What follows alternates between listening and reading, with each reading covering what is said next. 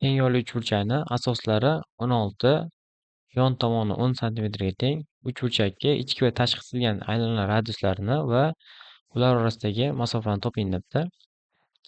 Hop, dastlab uchburchakni B3 dan balandligini tushiramiz. Uchburchagimiz teng yo'lli bo'lgani uchun asosini ham mediani ham sektrisa bo'lib asosini teng 2 bo'ladi. 8 8. B1 bilan belgilasak. Dastlab uchburchak B1C dan Pifagor teoremasini qo'llaydigan bo'lsak, balandligimiz hashimiz 6 ga tenglik kelib chiqadi. Sababi 10 bilan 8 Pifagor sonlari bo'lgani uchun. Uchburchakka ichki chizilgan aylana radiusini topish formulasi 2s taqsim p ga teng. Bu yerda s uchburchakning yuzi, 2 ko'paygan balandligi 6, asosi 16 taqsim yarmi.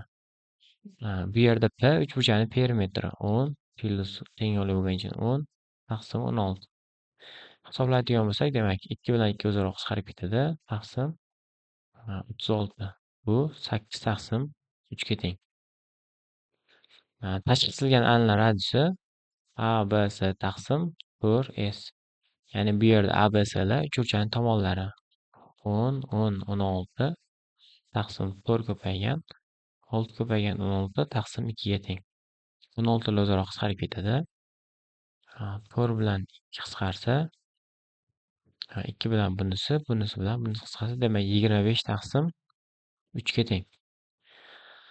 Demak, uchburchakka ichki va tashqi chizilgan ixtiyoriy uchburchakka ichki va tashqi chizilgan aylanalar orasidagi masofani topish formulasi, demak, radius kvadrat minus 2 ta radius kichkina radiusga teng. O'rniga olib qo'yadigan bo'lsak, dastlab katta radius qarsini tashqari chiqaramiz. Radius minus 2 ta kichkina radius.